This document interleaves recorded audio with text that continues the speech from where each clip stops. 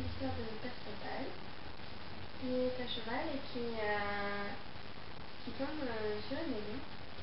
Et en fait, il est à la recherche de blanchifleurs. Et il fait tout le château du coin. Mais là, il tombe sur une maison et puis il se dit, il va rentrer pour voir s'il y a blanchifleurs. Mais en fait, il rentre à la maison et elle est complètement délabrée. C'est une maison hantée. Et donc, là, il arrive, il y a le monstre du Loch Ness. Et le monstre du Loch Ness qui débarque, et qui dit oh, pro-chevalier, vous sortez d'ici, vous avez tort de rentrer dans cette maison, elle est hantée. Alors là, Perceval regarde le monstre du Loch Ness et s'aperçoit qu'en plus, le monstre du Loch Ness est paré de lunettes de la mort qui tue. Et oui, ça tue vraiment, ça lui donne un look vraiment assez kitsch. Et donc, Perceval alors il dit non mais je cherche Blanchefleur, il faut que je fouille la maison, vérifier elle n'est pas là. Alors le monstre du Loch Ness lui dit bon écoutez, moi je vais vous faire visiter la maison, mais je vous préviens, elle est hantée et il y a des choses très bizarres dans cette maison. Donc ils vont dans la première pièce, qui se trouve être une chambre. Et ils sont dans la pièce et dans cette pièce il y a des otaries mangeuses d'ogres.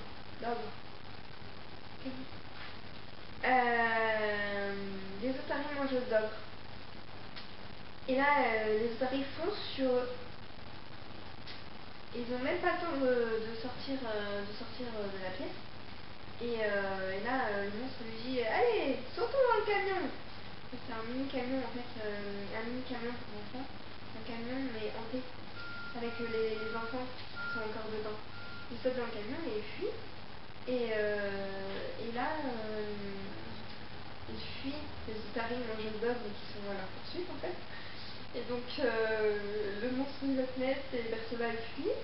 Et soudainement ils se disent bon, il faut qu'on se déguise et qu'on se fasse faire passer pour des personnes qui lancent la maison en fait. Donc là ils mettent des perruques animées qui font genre perruques hantées.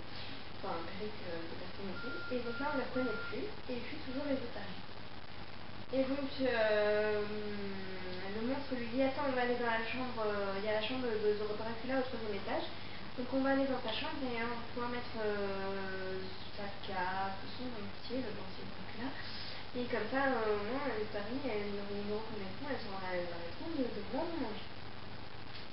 Donc il se déguise avec le dentier de Dracula, tout ça, et Perceval lui dit mais j'ai pas encore trouvé comment je faire, il faut faire les autres pièces. Et donc là, le monstre lui dit bah écoute, on peut aller voir la cuisine pour savoir si Blanchefleur elle serait pas à la cuisine quoi. Mais je crois pas qu'elle y soit. Donc ils vont dans la cuisine et là, vision d'horreur, il y a des boyaux qui pendent. Et là, paf, il y a toutes les casseroles qui se mettent à voler, voilà. Et donc Perceval lui dit écoute, ça fait des jours et des jours que je parcours la forêt et j'ai toujours pas mangé. Est-ce que tu n'aurais pas quelque chose en fait cuisine autre que des boyaux? Qu'est-ce que tu manges toi?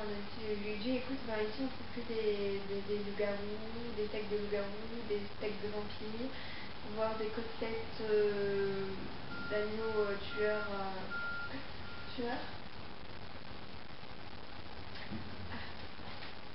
Et donc là, soudainement,